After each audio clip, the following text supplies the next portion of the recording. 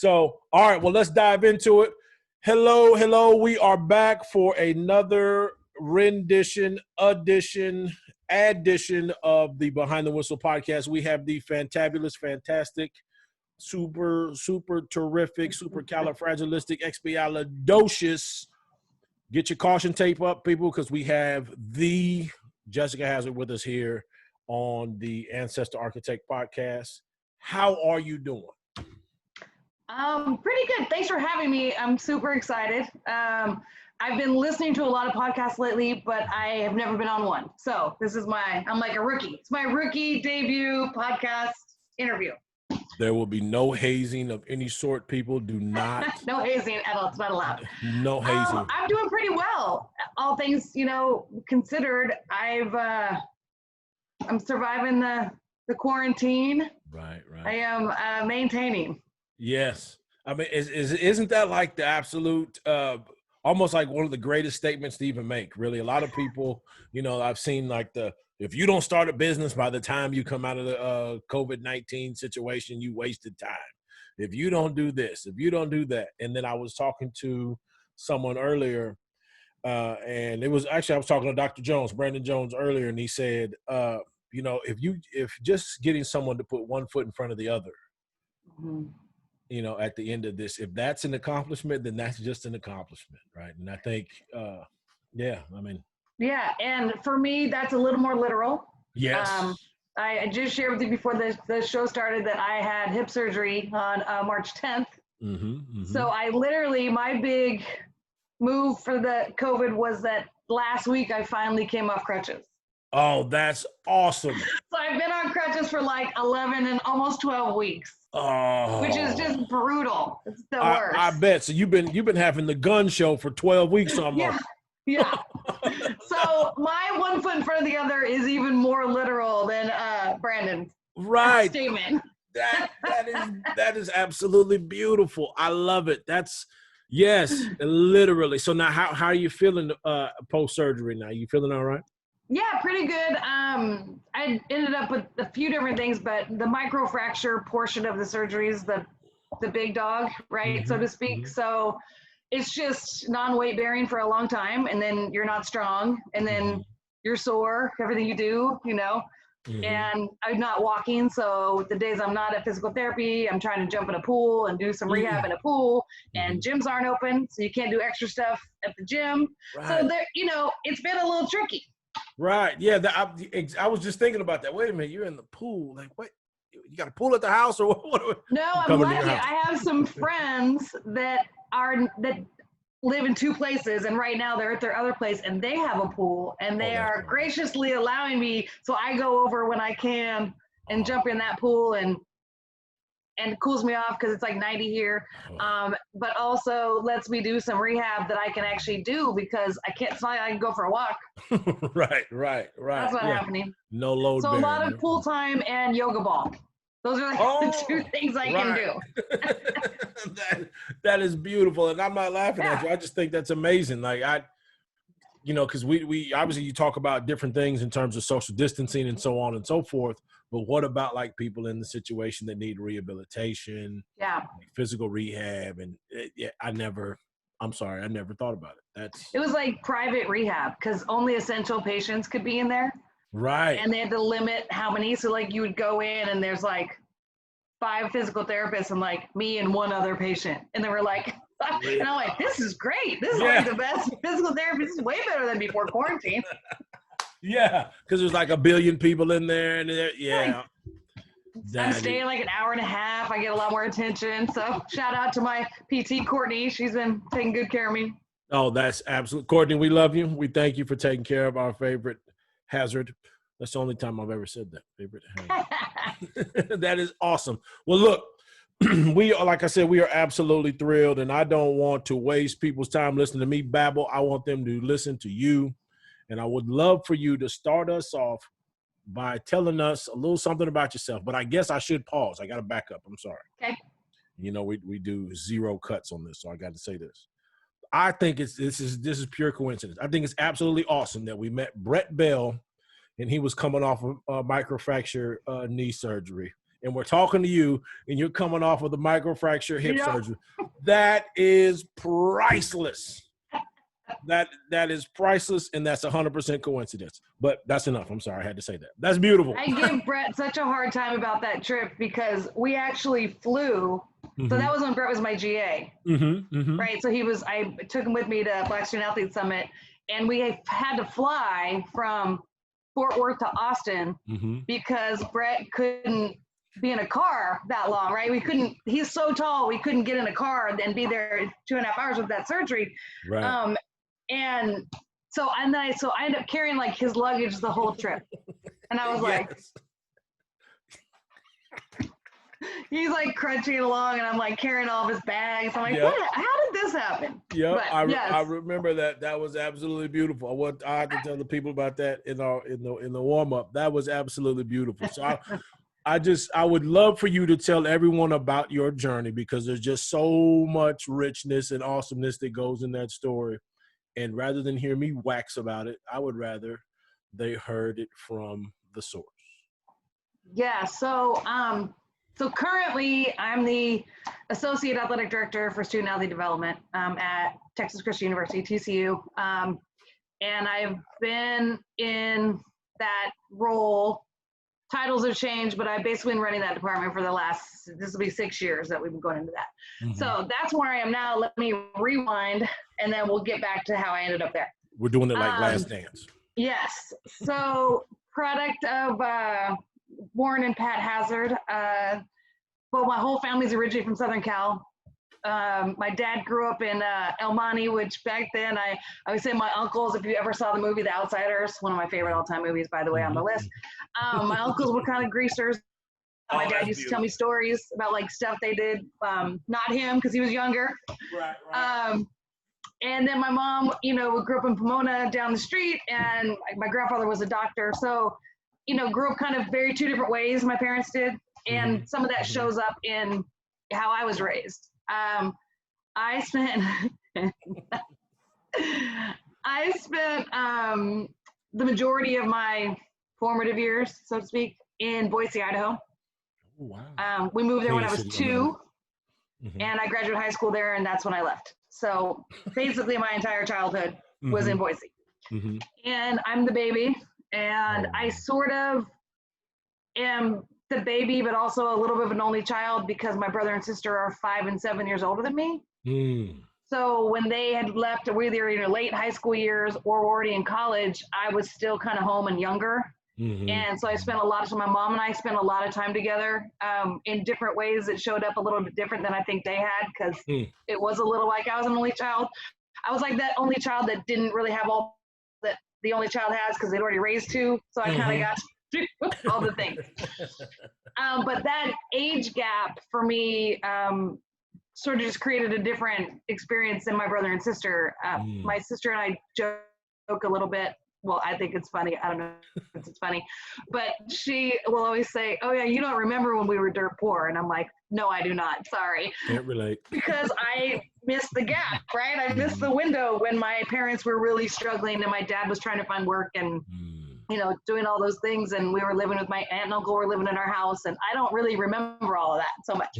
So my experience was a little bit different. I got the parents who, my dad was an exec at a multi-billion-dollar construction company by the time I really was doing a lot of things. And I was financially, we were fine. I mean, we weren't, we weren't the 1%ers, but we did fine and we did okay. And, so my dad had a country club membership from, from work. So I'm like, no, I don't remember that, Jen. I was at the country club. Well, where you were at the Y, sorry. Like, so we kind of, in jest joke about that. That sounds super entitled. And it is for sure. Don't that man work for it. He earned it. That's so part of my experience, right? So a little bit different. My mom got married when she was 18. My dad was 7 years older.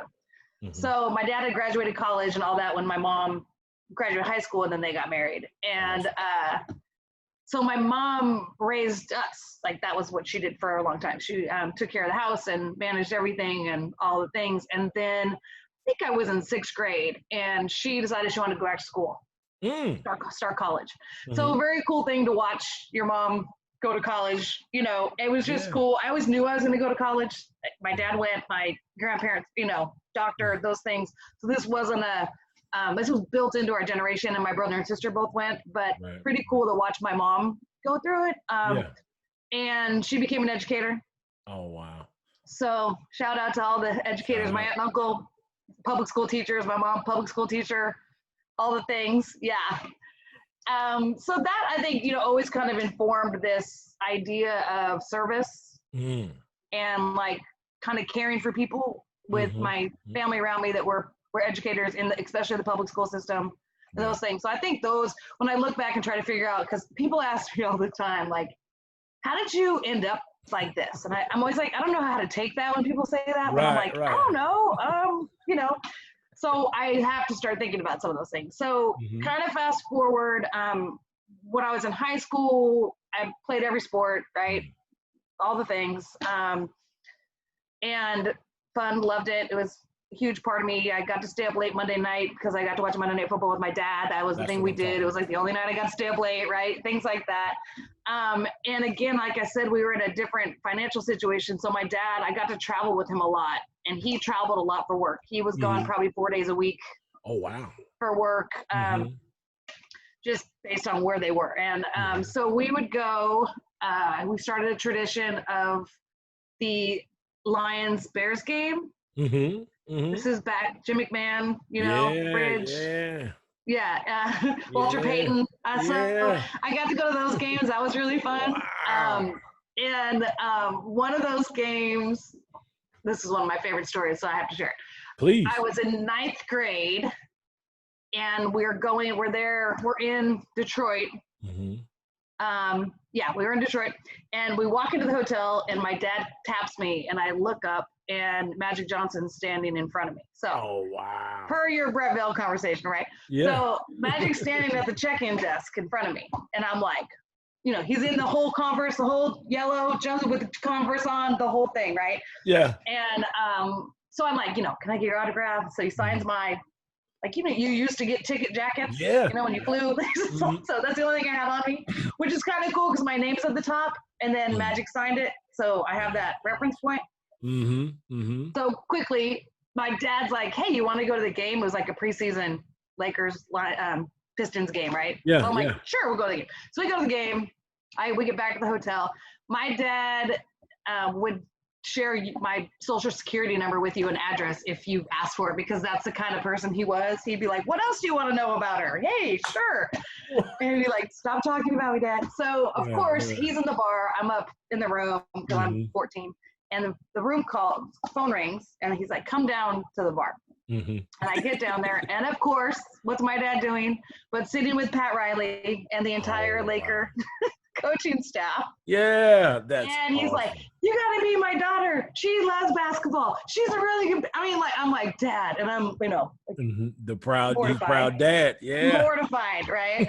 And Pat Riley, as nice as can be, is like, so nice to meet you. And he's like, here, and he hands me the stat sheet from the game that he has signed to me, and then says, go over there and give this to the guys. So the entire team was in there eating. So I go over, and so I have this autograph thing from this experience, and it is, right, that's the team, right? Kurt Rambis, Coop, AC Green, Kareem, Alba. So Kareem just came to campus on a speaking tour, and I told him that story. I'm like, we've actually met before. I met you when I was 14 in Detroit. He didn't remember, but it's fine. Yeah. Kareem is the man. Anyway, so it was really like, I got to do some really cool things like that. So high school was just interesting. I look back on it now, and being in a place like Boise, Idaho, and I think back on like my friends of color in high school. I mean, I can count the black people. I know the 5 names of the 5 black people I went to high school with.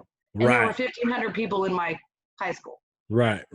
Yeah, Boise. So I think about that now, and I'm like, oh, wow, okay.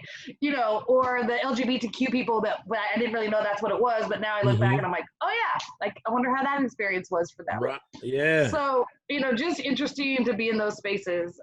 So Red State, all that stuff, right? Right. Yeah. It's the cleanest city in the world I've ever been in. I'm sorry. It's a great little town. Like I call it a big town. It's not really a city. It feels like a little city or a big town. Mm-hmm. So I ended up at Boston College. Hi. I love that. That's how we do it. I was cleaning up from lunch. Sorry. I love it. No problem. You want a chair? No, I'll go get it. Okay. So I ended up at Boston College. I played soccer my first year and then didn't play the rest of my career, which, I look back on and think I should have, maybe I shouldn't have. But what it did do, so I left Idaho and go all the way to Boston. That's a trek. My brother and sister had, kind of set that stage. My brother left and went to California with the Northern California, San Jose State. My sister was a full ride swim scholarship swimmer at Florida State. So she left and went all the way to Tallahassee. So that wasn't a really big deal for us. Like we went away to college. Right. And for me, I'm really glad because the bulk of my class didn't. And most of them went to like University of Idaho to the Vandals, which is far, by the way. It is like 6 hours or so. It's not but close. It's still like even smaller town, right? From Boise to Moscow, Idaho, to this very, even more homogeneous, even more kind of, so I'm glad I didn't do that. Right. I'll say that. And I ended up at BC, and the really positive side of going as a soccer player is I got there early, right? You get there 2 weeks early because of preseason. So I met a lot of the other athletes, like football, volleyball's there. And so we became friends. We kind of get a group going that don't know each other and became friends. And that really helped kickstart my social life into a certain direction at BC. BC looks, when I got to TCU, I'm like, oh, this place looks familiar. They look a lot alike. They're about the same size, right? About 9,000-ish, under 10,000 undergrad. About 4% Black. Right. Most of those are athletes. Very high socioeconomics, private schools. Some can, I mean, BC's Jesuit. Right. I'm not Catholic. Right. So there was some very similarities to me. So I got there and was sort of like, oh, these aren't really my people. Like I didn't try to figure out who my people were. Right. I didn't really know, I didn't really feel like I fit in a lot of places. I felt like everyone was in a J. Crew commercial. Like all the white kids were looked like they stepped out of J. Crew, and I was like, oh, okay.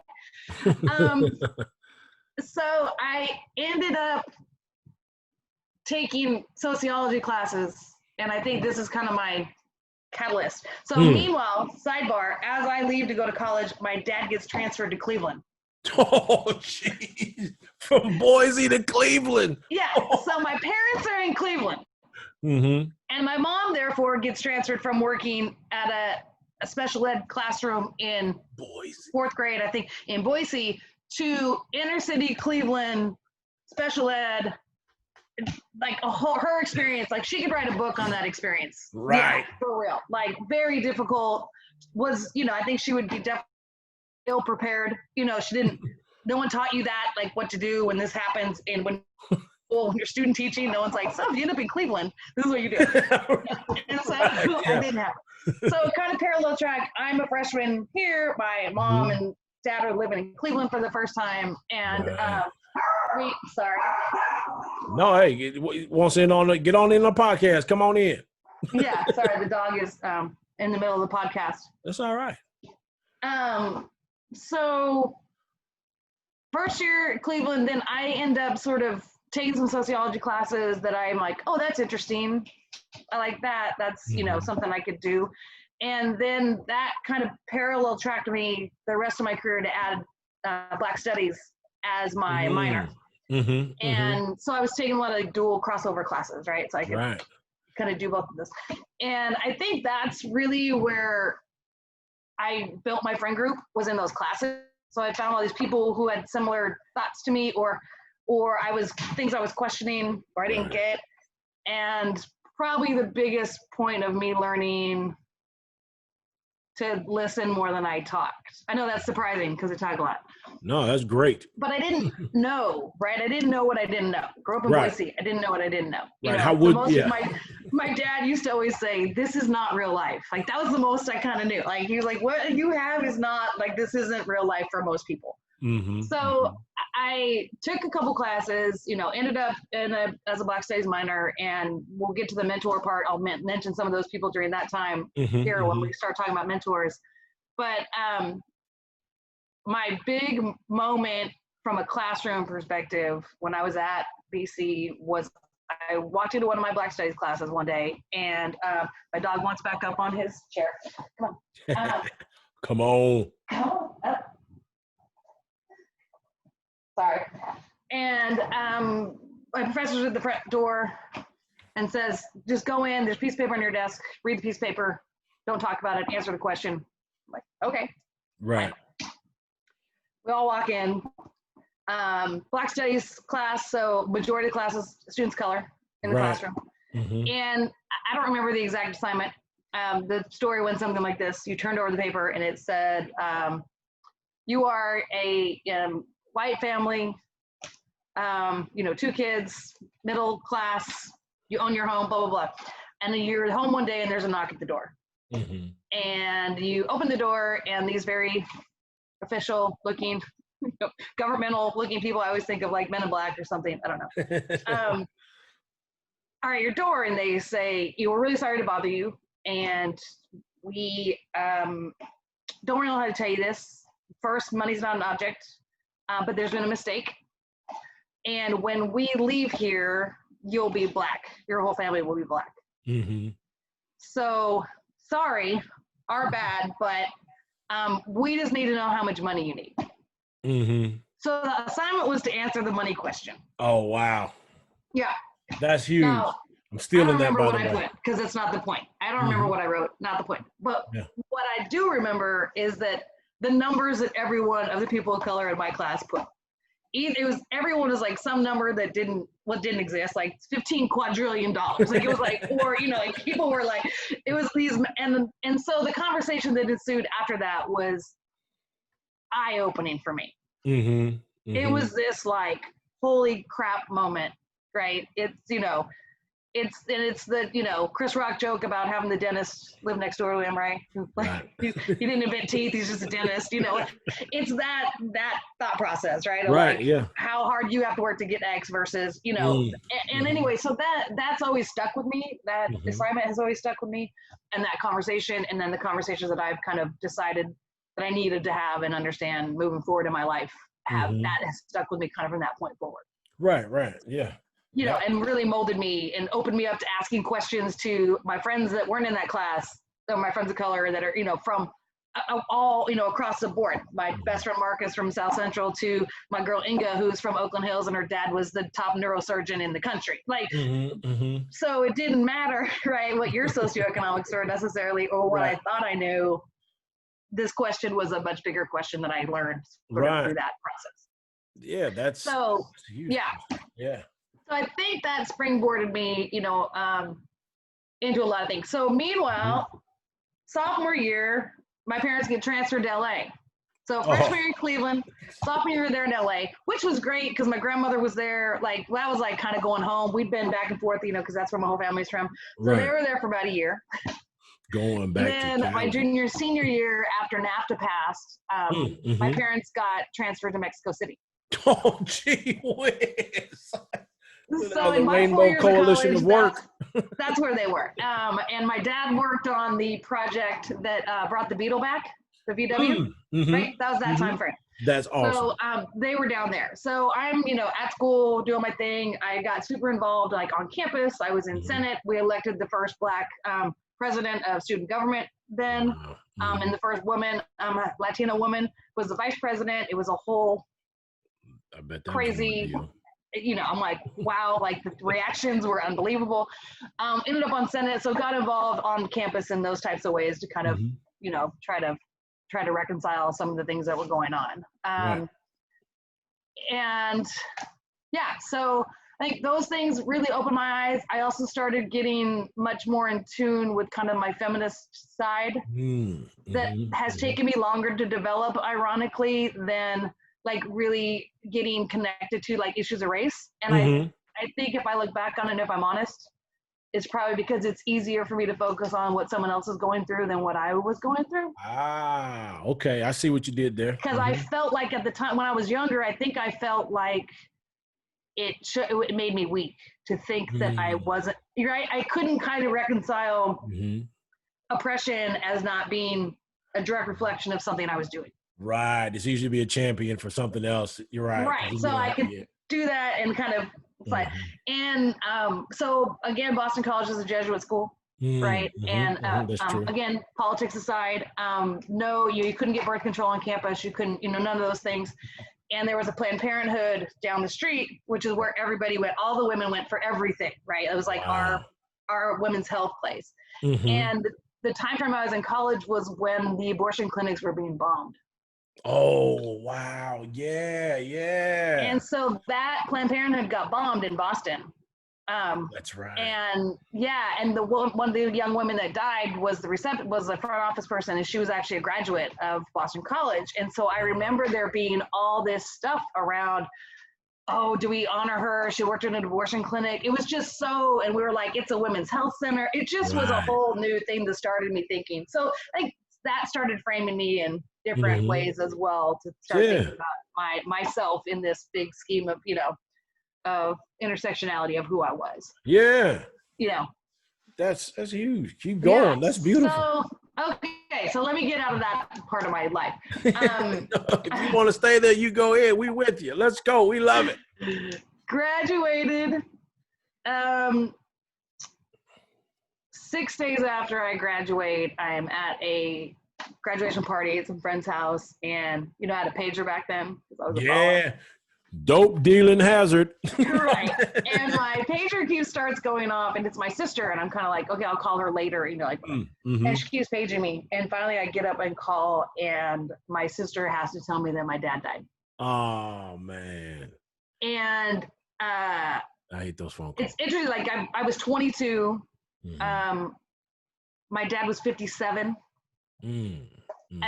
Yesterday, actually, I put a post on Facebook yesterday. It was 25 years yesterday. Oh, wow. I'm so rest easy, sir. And, and that sort of spiraled everything into crazy town. Right. I understand that. I was not prepared to manage that in any way, shape, or form. It was unexpected. He had a heart attack running with my mom. My uncles had both died of heart attacks, genetic, hereditary stuff. My dad was in great shape, blah, blah, blah. It wasn't any of that. It just hereditary thing. And so I went home. My mom, so I fly home to Boise. My sister is in Idaho at the time, living in Sun Valley, and married. And my brother is married and has kids and living in California. And my brother flies to Mexico to get my mom and deal with all that because she's still down there. I fly to Boise, right? Because we're trying. So I had no intention of ever going back to Boise, Idaho. Like I was like, no, I'm a city girl now. Like, no. Yeah, no. And my brother and sister are like, yes. Like, we're both married. What are you going to do? You just graduated. You can come home. You go home, right. So I end up back in Boise. I call them my destructive years. About 3 years of really poor decision making. Probably namely with men. Like intentionally hanging around with guys I knew didn't care about me because I was so freaked out about losing my dad. I think that I connected him to, legit dad issues. Like, right. And so got exposed to a lot of interesting situations and people back then. But ended up, I always wanted to go like youth development route. Oh, okay. And I had volunteered when I was in college in some places. And so I ended up working at a place called the Youth Ranch, the Idaho Youth Ranch, which was a group home for transitional, like either transition into the system, like trying to keep you from going, or your transition out. So it was functioning both ways. Okay. So you're getting a little bit of both the guys. So kind of almost step down or step up is where we were. Right. And so I ended up there, and then ended up kind of progressing pretty quickly and realizing that I loved working with young people in this capacity. And I really loved juvenile justice. I mean, hated it, but loved it, right? Liked the idea of it. So I was there for a couple years. I knew I needed to get out of Boise. Like was like, I got to get out of here. It's calling you. Healthy for me. My mom and I were like, it was not good. Right. And so got that experience, and a friend of mine lived in Atlanta and was like, come to Atlanta. I'm like, okay, sure. Like, so I do like a year-long detour in Atlanta, Georgia. Worked retail, didn't do anything that had anything to do with my career, nothing. Just worked retail, hung out. Shout out Diana and Brian Payne. Right, absolutely. And then got a call from some friends, guys that I become friends with that played ball in Boise for Boise State. Two brothers, and they were actually from Northern California. And they were like, hey, we want to open these group homes. They'd had some experience in it. Will you come help us open these group homes? Oh, wow. I'm like, sure, I need to do something more. What I want to do back in my field, need to, do something pretty. So I moved there in 2000-ish, 2001. So I was in Hotlanta like 98, 99. There you go, so getting it done. And they could never get their stuff off the ground. So the group home stuff didn't work out. But what did end up happening was I got a job as the program director at the Boys and Girls Club. So the Boys and Girls Club of San Francisco in Sunnydale. And Sunnydale is the largest housing projects in San Francisco. Right. If you've watched any of the OJ stuff. Yep. OJ was from Patrol Hill, which is just kind of like on the other side of the freeway from where Sunnydale is. As you kind of come down, it's here in Sunnydale and Biz Valley and Hunters Point. Right, so they all kind of are that southern part of San Francisco. So I started working there, and man, I loved that job. Wow. Yeah, it was hard. It was the hardest job I ever had. I bet. For sure. But I loved that job, and I learned a lot working with the Boys and Girls Club and got a lot of experience doing that. They ran also a summer camp like 3 miles away that they own, I don't know, 100 and some acres in the middle of the forest. So I got to go up and run that program in the summer and bring all my guys up because it was so unsafe when it got hot. And it just was bad, right? Like you just get them out here. Yeah. And I remember my first day of work, I took the bus into a car. So I took the bus into the projects, right? Into the housing development. And I get off and I'm walking to go across the street, and this truck pulls up and stops at the stop sign. And these two older gentlemen say, "Excuse me, ma'am, can we help you?" And I said, "No, I'm good." And they're like, "Do you know where you're going?" And I said, "I do. Do I look like I'm lost?" And he goes, "No, you don't look like you belong around here." And I'm like, well, and come to find out they were two of my dads to my kids in the club. So we ended up becoming very close with them. But anyway, that was my first day. That's beautiful. And then my last day, I was leaving, or my last couple days, I was leaving, and there's kind of one way in, one way out. Stop at the bottom, and as you're coming down, there's a four-way stop. There's a corner store right there, and that's where all the dope boys hung out. It's where everyone knew that.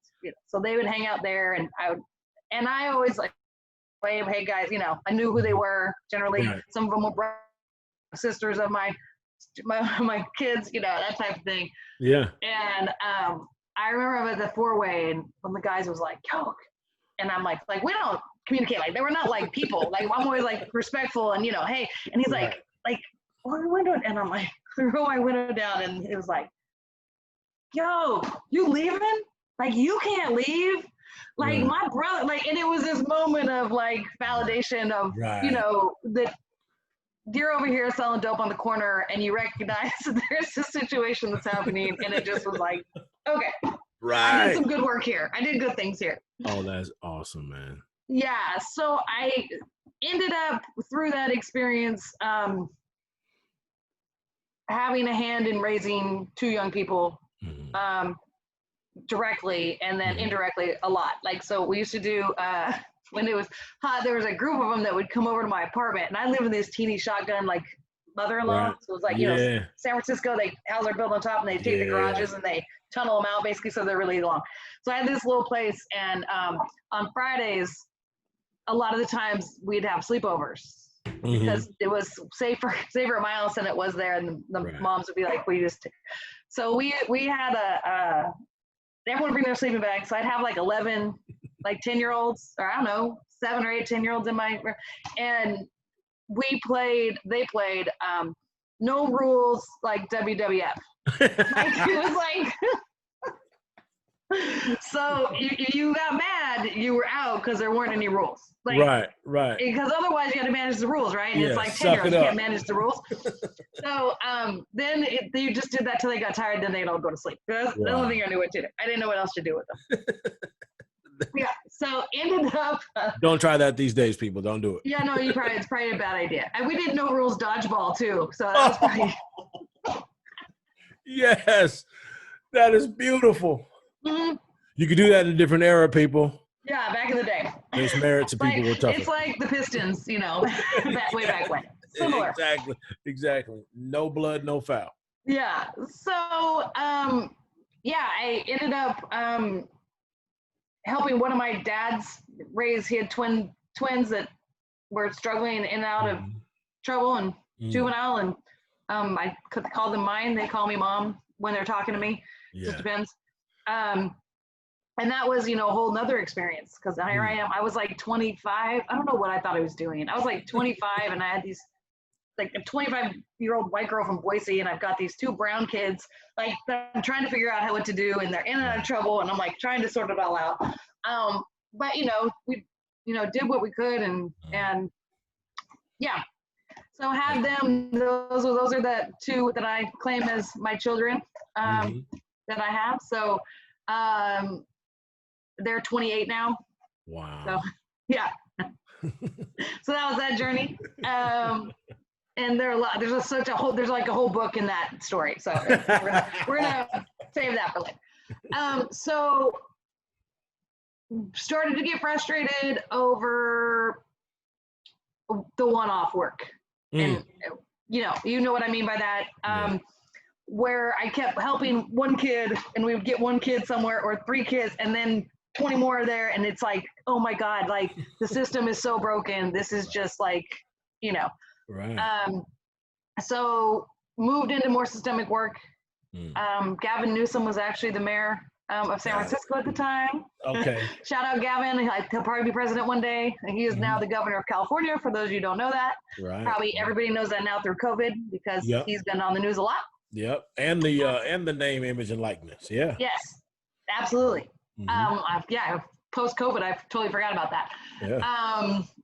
So I ended up consulting and then getting hired at the Department of Children, Youth, and Families, which is his department under the mayor's office. And started as a program officer for them, and wrote RFPs and RFQs and managed grants, and did a lot of like gang and homicide reduction work.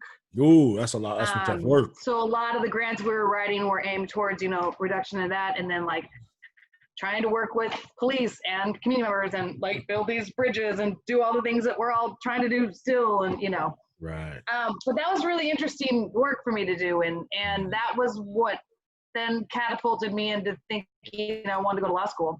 Oh wow. So at 32, I think I was 32, I was like, maybe I'll go to law school. I don't know what I was thinking. I don't. So I took the LSATs and applied, and got into a program that actually it was New College of Law at the time. So this has been and New College, literally their building was like next door to my office. Oh, wow. Downtown San Francisco, the law school was. So my boss at the time, Marie Sue, she's still at DCYF, let me, in the mornings I had class early, and then I'd work through lunch, and then I had class at night. So I was just doing that. And then that program actually shut down after my first year, and it got absorbed by another school called John F. Kennedy. And John F. Kennedy was way across the bay up in Walnut Creek, Pleasant Hill area. And so ended up going to night, like at night, I was still working. Okay. So the first 2 years I was still working. And then I was so burned out. I was like, I can't do it. So I quit working and finished up my last 2 years of law school, and ended up interning at the Oakland Raiders. Oh, wow. So, I can't say it. I'm a Charger. I can't say it. Enter my athletics experience. Right. Interned in their legal department for, that time frame. Super interesting. Was there during the lockout, the NFL lockout. Fascinating. Like what you learned about antitrust.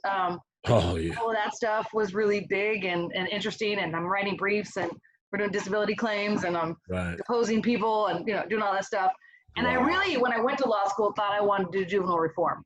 Like that's what I was like, I really felt like there needed to be this whole separate catchment of laws that applied to like 16 to 25-year-olds. Like we're not doing the right thing by that age group. Like I've never thought we were. None of it made sense. And that's what I thought I was going to do. And then when I graduated, I was like, what am I going to do?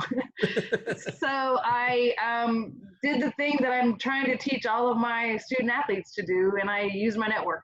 And I knew after a conversation with my boss at the Raiders, who, by the way, used to be at USC at one point in time, and I was like, hey, should I try to stay on the pro side or go to the college side? And he's like, Jessica, like, you love that age group. Like, that's your age group. Right, like, go back and use the things from your old stuff and then merge it with this new stuff, Right. And I said, okay. And he said, if you can get over how much you're going to hate the NCAA, you'll love college athletics.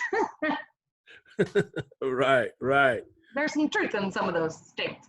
But so I reached out, and at this point, the people that my brother and sister were friends with in Boise from like when I was growing up were kind of running the town, right? They've all established themselves. They were on the board of directors of this or that, or they own this or that. And so I sent my resume to a couple of them and said, hey, this is what I want to do. If you can help me, I'd appreciate it. And my resume got dropped on the right desk at Boise State. They called me and said, hey, basically, like, we can pay you $5. We don't really have any money. But it was, someone had left, so they had some gap money in their budget, that they could spend. So I went and just kind of did everything they asked me to do. Like, what can I learn to do? And in their compliance office. Oh, okay. Which was the natural connector, right, from the law to compliance. Yeah. So was there 7-8 months. And the compliance job at TCU opened up. Okay. And again, I use my networks. Right. And the guy who was the boss at Boise State used to be at TCU. Wow. Jump. Ended up at TCU. March of 2000, I got there. We went to the conference in July of 2012. So I've basically been there the whole time. We've been in the Big 12, right? Right. Yeah. So I started in compliance. Loved it, actually. I liked the puzzle. I liked being like, there's no way that people at the NCAA are smarter than me. I can write a waiver to get you eligible. Like, I like that whole thing, right? So a lot of eligibility waivers, a lot of support. What I hated was that I was realizing that the way for kids to get waivers is to have a really bad story. Any tragedy you'll do. My eligibility folks at the NCAA will not love me for saying this, but essentially that's what was happening. It was like, well, what happened during this semester when you got Fs, right? Like if you were, and you'd be like, and I don't even know these kids. They're like incoming freshmen, right? Like first year kids, and I'm having to ask them like, did anything happen? Like, did anyone go to jail? Like anybody die? Anybody? It was terrible. It was just a terrible situation because and I've always had an issue with it. So this isn't the first time the NCAA has heard me say that. And I just, that's incredible. And I realized too that we were doing recruiting meetings with these families and everyone was saying all the things like, if you send your kid here, we're going to do all these things to take care of them. And we weren't doing all the things because we didn't have all the things set up to do. Right. Couldn't do it. Yep. So we had a year where we went 4-8 in football. And we had to dismissed 3 or 4 guys that year for behavioral stuff, right? Oh wow, yeah. And I was like, this shouldn't happen. Right? We know more about the student athletes coming on campus before they get here, then like the coaches know they have so much information. They've been in their house. They've talked to every coach they've ever had. We know when they sprained their toe when they were in 3rd grade. Like it's like the amount of information we have on these young people is amazing, right? Right. Who they live with, what's their story, like you get all that. And what I was realizing was that information wasn't going anywhere. Like until something happened. Right, you just collect and then it it'd be and like, oh, well, you know, when he was in high school, and I'm like, no, actually, no one knew that. I don't know how we did. So I wrote up a program idea. Took it to Coach Patterson. Shout out GP. He's we've had a raspy cool developed relationship over the years. Like I figured out kind of like what days to go talk to him. You know, we've figured out all the things. I've been around long enough. But shout out GP. We've had we've grown a lot together, and I've learned a lot about working with coaches at this level, you know, from him and his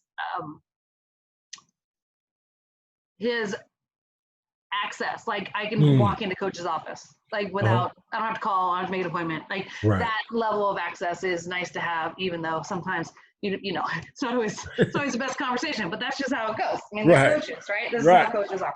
They're all crazy. You're all y'all are crazy. Coaches. Every single one of them. Yeah. Me included. So I told him, and he was like, Jessica, I like it. I'm on board, but I'm 4-8. I have no juice. I was like, okay. So the next year we went 12-1. All the juice in the world. And some other really fortunate things for me happened. Some management, like executive staff shifted around. Del Conte brought in some people from my boss, Gretchen Boughton. Now she's my boss. She was at Arizona. Arizona has a very strong student athlete development department. We didn't have anything.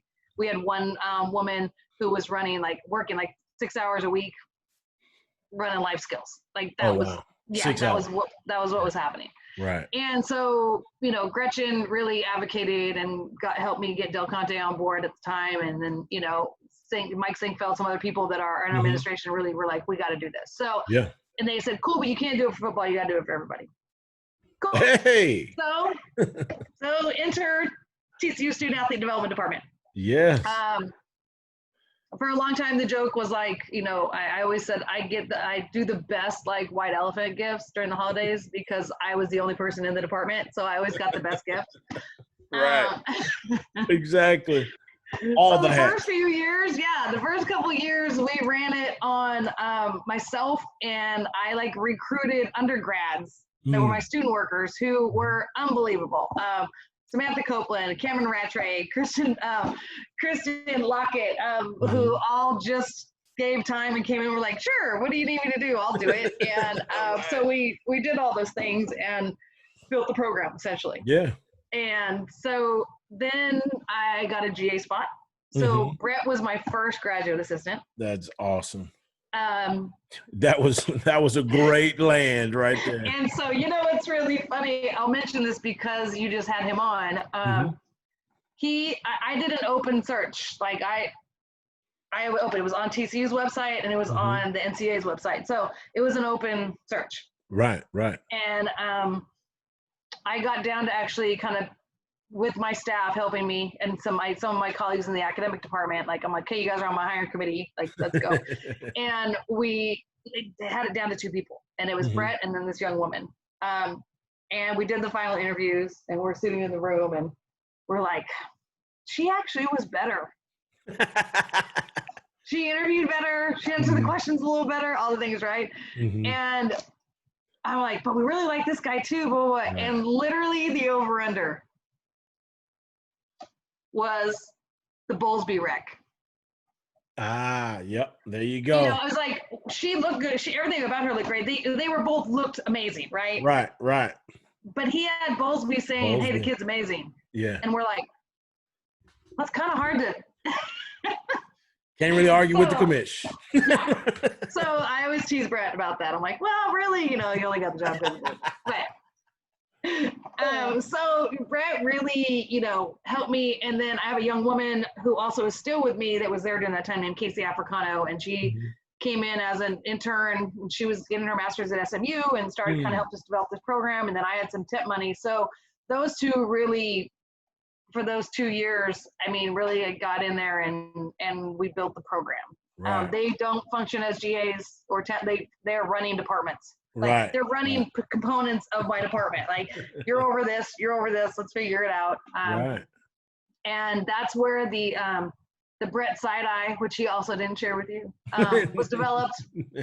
It's a coined phrase. So Brett used to come in. Yeah, he mentioned that he asked a lot of questions when he was at the Big 12. Yeah. And he does. He did. He should. That's fine. But he would come in sometimes and he would like ask me something and I'd be like, and so we started calling it the Brett side eye because it was always when he asked me something and I'd be like, ask yourself that question again in your brain, Brett. And he'd be like, okay, never mind. And like walk out. So it's literally the department is now coined. So anyone can get the Brett side eye now. It's just that's who started it. Oh, that's beautiful. That is beautiful. Way to go, Brett. I'm proud of you. Yeah. So fast forward now, 2 graduate assistants, a temp staff, still really trying to, hoping we were going to get full-time staff this year. Just, now we're COVID and now everything's just shuffle game and everyone's got to be willing to give up some stuff to make it happen. And more students. Yeah, and this has just been so interesting, when 90% of my job is engaging student athletes and how do we do that now? So we've had to get really creative like everyone else. We're doing really cool leadership development stuff with our volleyball team right now via Zoom calls and some readings. And, we're having some fun ones that we're just getting on and we're trying to get creative with partnering with the other need people at the conference, schools and be like, hey, none of us are going to have money. What do we do?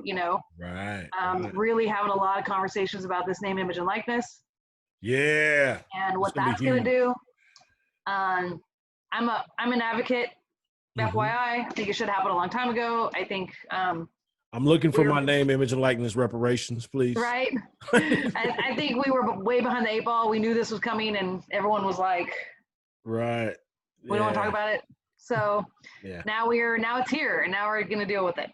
That's crazy. I think it's going to be really fun. So I think if you reframe it, I think a lot of people think this is going to be about like your big football guy or your big basketball guy. And I'm like, no. So we just did a whole educational platform with the beach volleyball team.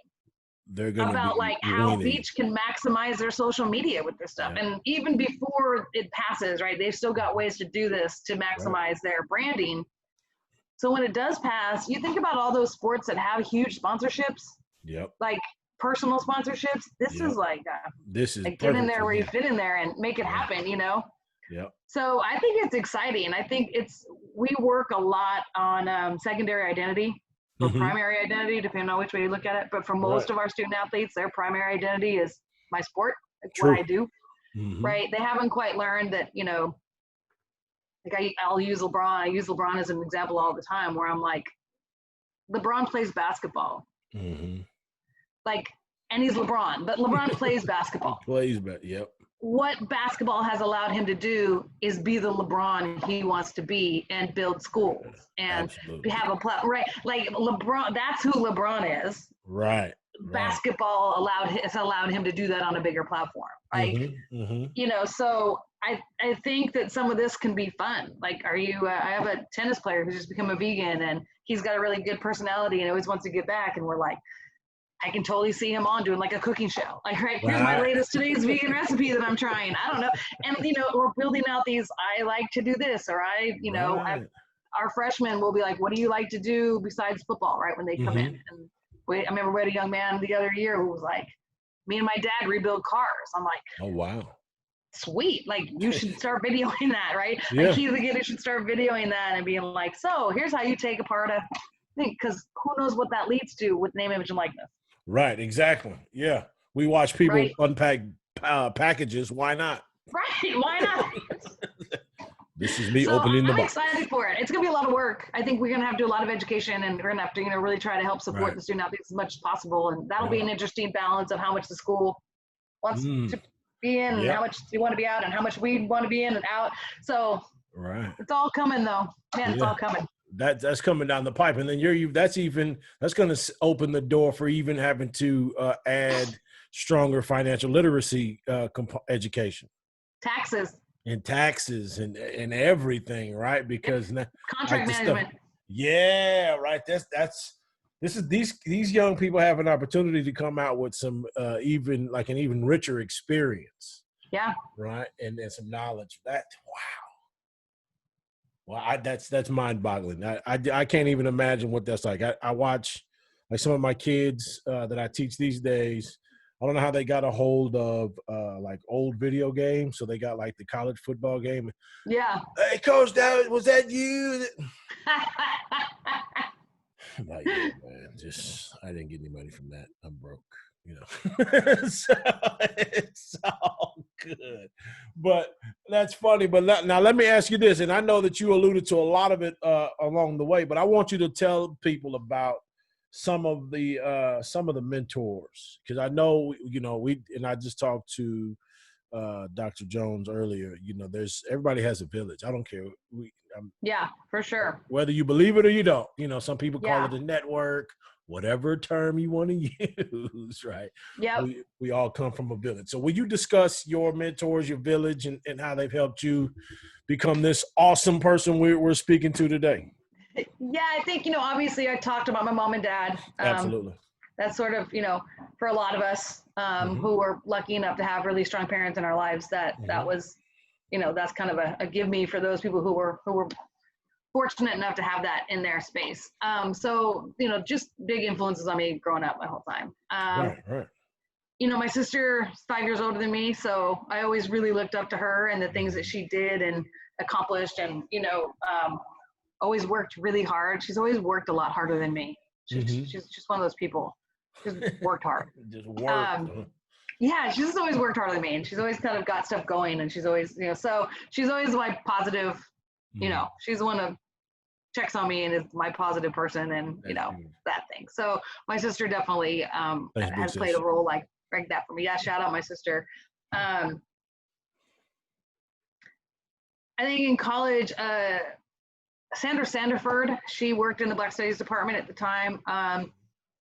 She and I still keep in touch. Like, we kind of shoot messages on Facebook and things like that. And I'll never forget, she told me one day, she was like, "What's your plan post-graduation?" I'm like, "Oh, I want to do like direct service, like, right, I wanted to get in." And she was like, no. And I was like, "What do you mean no?" I'm like, "I love it." She's like, "No." And I was like, what are you talking about? And she said something. She was like, there aren't very many people that get it. And she meant white people. And she was like, and those that do need to do bigger things. Right. We need you to do bigger things. And I didn't listen to her. I did direct service. And so I laugh now. I tell him, like, well, yeah, I totally didn't listen to you. In hindsight, you were probably 100% right. I should have been figuring out something else to do, like, out the gate. I've tried to show up in different spaces, but she definitely is someone who saw me in a way I didn't see myself way before, I ever knew it, and challenged me to know my privilege, and challenged me to check it all the time. A lot of people have done that in my life, and challenged me to realize that I'm going to have to do that my whole life. Like, you don't just stop, you don't just recognize your privilege one day and be like, got it, here, it's like, like learning that you have to not only recognize your privilege, but choose when to use it and when not to, because no matter what, I have it, and I am going to use it, and there's moments where I can choose not to use it, not to take advantage of that, or not to be mad about something, not to, like, not to be upset if something happens that I think, is tied to other things. So she was really informed, like, with me during my college time, that I got to have her around me, for sure.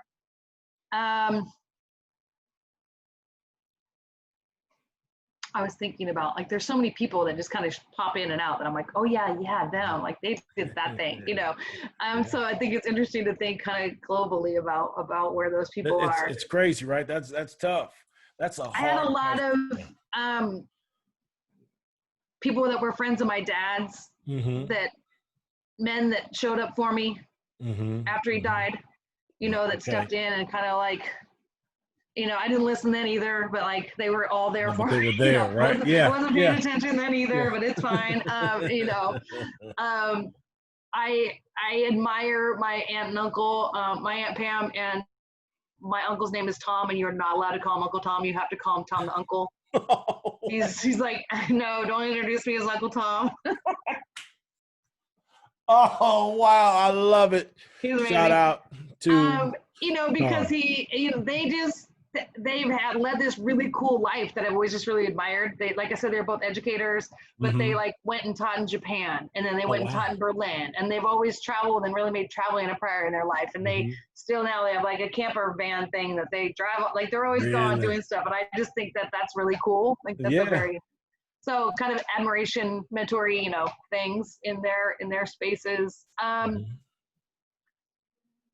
probably more recently, it's more peer driven. It's just weird. Like I have peers that I'm really like all about, like, how do I do this? And what, people giving me advice and trying to sort out like what these things look like. And, and I learned from Brett. Me too. Right? Like I learned from Brett, and I learned from, I have my new GA Marcellus and Danny. They're very different personalities. They're much more introverted. And so I'm learning things about how they show up and what that means. And those are all, I'm trying to be a better person generally about that. My partner, Chris, he's kind of an introvert, and nobody would think that if they met him. You would not, but when it's me and him, pretty introverted at sometimes, and we're like trying to figure, we had to figure that out. And those are all learning, those are all learning curves, and that's exposure to people. That's people giving you things that you haven't had, in other spaces. And so, there are a lot of people, Cito Ramos is a adjunct professor here. He has taught me a lot about the DF, like Fort Worth. He grew up, born and raised here. He's very active and coming into a space that wasn't mine, that I didn't feel any ownership to. Felt a lot of ownership in Oakland. Like I really bought into that space when I lived in the Bay. But I hadn't really got that here. So I've learned a lot from him, and he does a lot of our leadership development stuff because he's so good at weaving in, all the things and figuring out how to throw in all the D&I stuff, without making it, you realizing that's what's happening. And, that really sparked me. I finished, I went to Cornell in the fall and did their diversity certification program. So how was that? Great. Really cool. Highly recommend it. And really found some peers and mentors in that space. And my friend Ebony Rose, who definitely is a peer mentor to me, I call her all the time when I need stuff. She works at TCU in HR, and she went through it with me. So we had a lot of really cool conversations. That's amazing. Our cohort, is great, and our professors were amazing, and really learning, like how to have that conversation with people who don't think that diversity, equity, and inclusion really matter to them. And, that it's not like Black History Month. Like that's not what that is, right? Like we don't have like a cultural cuisine day and then think we're doing things, that how do we embed it and how do we build it and how do we do those things? So, I've just been really lucky to have people show up for me. Kind of when I've needed them, and sometimes when I thought I didn't. Mostly when I thought I didn't. Like I'm not listening, but dang it, I remember that, right? Yeah. Jen Fry. I just talked to Jen Fry yesterday. Yeah, Jen Fry for sure on the list. Like Jen Fry will make you check some things like in about 15 seconds flat. Yes, she will. Chris Del Conte. Yes, I could not. Director. Yeah. I still reach out to Chris when I need things, when I'm like, about work stuff or not work stuff, or and I absolutely love our new AD. Chris and I decided we have different relationships. Right. That's, how things go. Our AD is great. Yeah, I remember the first time I met Chris Del Conte. It was they were doing that tour, that state tour, right? And I was like fresh off of work or something. I'm coaching here in San Antonio, and I've got on this like Adidas pullover.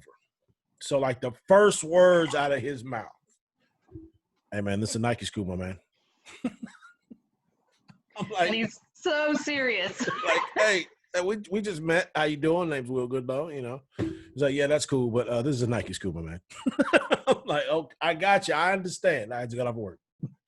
Yeah, I think I can't leave. One of my best friends here since I moved here, Ray Walls, who was in academics. You might have met him at the summit. He's been was in academics at TCU, and now he's the senior associate AD over academics at North Texas. But I call him for stuff all the time. Like, he's like my grounding person when I'm like losing it. I'm like, break. He can get me back to on pace. Said bring it down. Yeah. Bring it down. All right, so now let's shift a little bit. I know you talked about having you're going through the rehab and you got all the Zooms and all of these things, but let me ask you, beyond those types of activities, how else are you practicing self-care? How are you taking care of the awesome that we see before us? Well, so we moved, my partner Chris and I, we moved into the house we're in now Super Bowl Sunday. Like the poster. Yeah, we hadn't, thanks. We hadn't, this has been with me since Oakland. This has been a carry along world. With me since Oakland. And we moved to Super Bowl Sunday, so we had just kind of gotten settled. Like, I was like, we got to get settled before I go to surgery. We got to kind of make it happen, right? So the house we love, and so we've been in here. So this has been a really fun space to actually kind of be quarantined in. So we have been planting things. Well, I've been watching Chris plant things because I can't really be in the dirt much. But we've spent a lot of money on plants. We have an herb garden that's going. And going out of control, we have to like get in all the time. So that's been pretty therapeutic. Right. Lots of games. So we play a lot of games. So my aunt and uncle sent us Rummy Cube, like a tile game. Yeah. Dominoes, Scrabble. We have the fancy wooden Scrabble edition. Shout out my girl Ruth, Dr. Wiley for giving it to me. It's fancy. That's beautiful. Yeah, so that, what else have we been playing? Oh, I bought him a PS4 for our anniversary, and there's a Monopoly on the PS4. Oh, really? So we've been playing like virtual Monopoly, like video game Monopoly, which is pretty fun. So a lot of Monopoly. That's awesome. Yeah, we've been cooking. Yeah, because who wants to really go out and deal with people? Right, and you couldn't for a while anyway. And I'm like, we're not ordering in every day. Like, that's not the thing. So we've been cooking a lot. We, somebody gave me, I should know this. I'm trying to think who. Oh, my friend Rachel sent me the Questlove potluck. Oh, okay. So there's a bunch of recipes in there. So we've been cooking a lot of the Questlove potluck recipes. Yeah. There's a playlist with it. So and then he has a playlist. So it's pretty cool. Getting it in. So cooking, and I mean, if I'm honest, I love wine, so I may be having some wine. Hey, look, you might have joined a couple wine clubs more than I already had and needed to, but it's fine. That was like one of the first things I got in the email was like from like the Wall Street Journal. There was a wine club. I'm like, what in the world? I'm trying to live. Y'all slinging wine. What is this? Lots of wine. Yes. That's beautiful. I got all excited that I was going to make candles. Oh, wow. And so out of the wine bottles, right? I'd seen all these really cool things where you can cut the bottle, right? So I bought the bottle cutter thing. And so Chris has been trying to figure out this. It's not quite as easy as it looks. He's gotten much better at it. But now there's like on our counter, there's like all these half wine bottles that I still have not made one candle out of. Not one candle. Not one yet. It's coming. We'll get there. So yeah, lots of house party, like happy hour things with friends around the country. That's been fun. I reconnected with some friends that I hadn't talked to in a long time. Like our college group got on one for someone's birthday, and then it's just been that's been fun to do and check on people and see that and I know there's a bit we can hang on the low hanging fruit all we want, but there's been some doggone awesome experiences that have come from this time, and I kind of think it was like it's like a reconnection with our creativity, right? Because the smartphone's only taking you so far. I'll tell you, it's interesting. So when I lived in the Bay, I had a program that worked out of San Quentin. And so I was up there a lot. Again, way longer story. But, one of the things about being in prison is how creative guys get. Right. Yeah.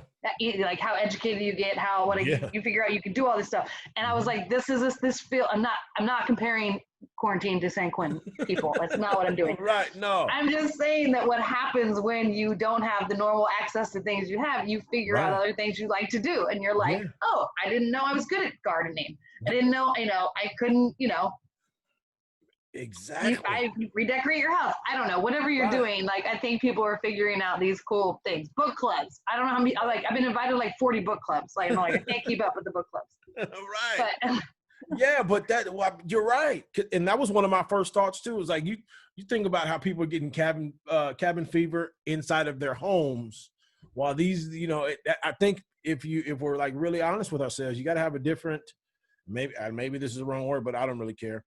A different appreciation for the experiences of those who are incarcerated.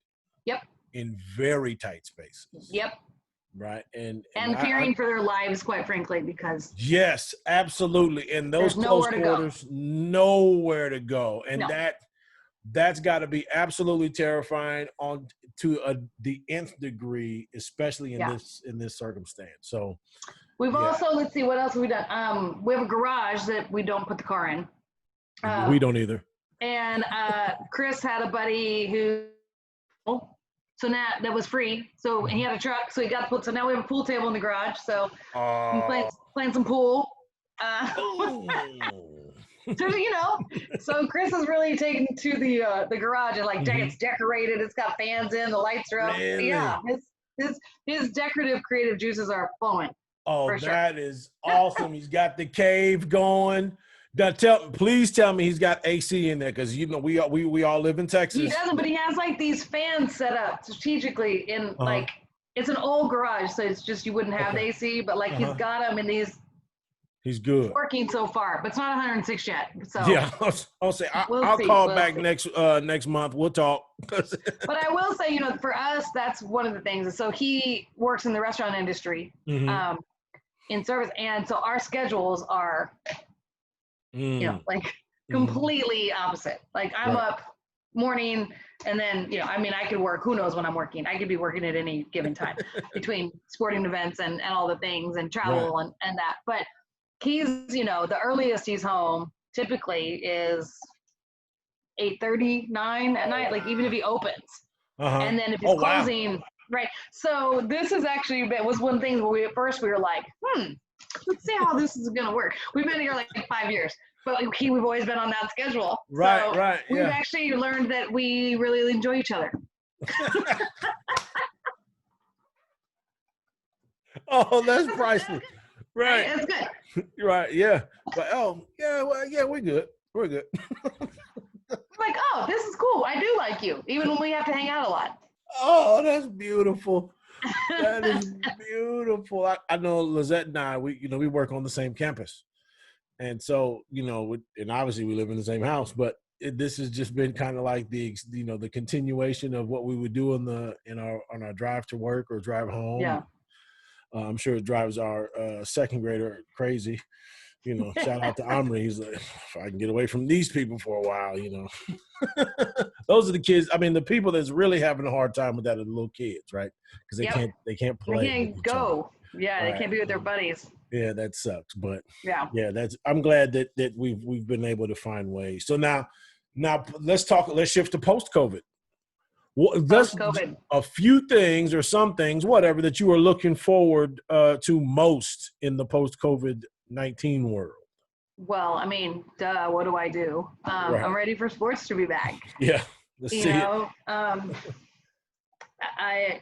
ready. I'm ready for a million reasons, for 50 million reasons, actually. I'm ready for 50 million reasons for sports to be back.